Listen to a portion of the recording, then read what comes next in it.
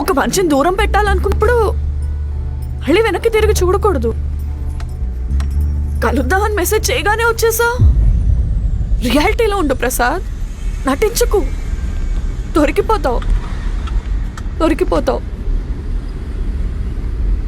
మనం విడిపోతామని నాకెంత పెయిన్ ఉందో నీకు అంతే పెయిన్ ఉంది. నిజం కాదా?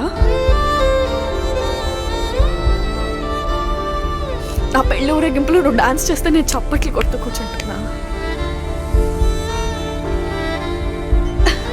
అసలు నాకు పెళ్ళవుతుంటే నువ్వు మండపంలో ఉండగలవా ప్రసాద్?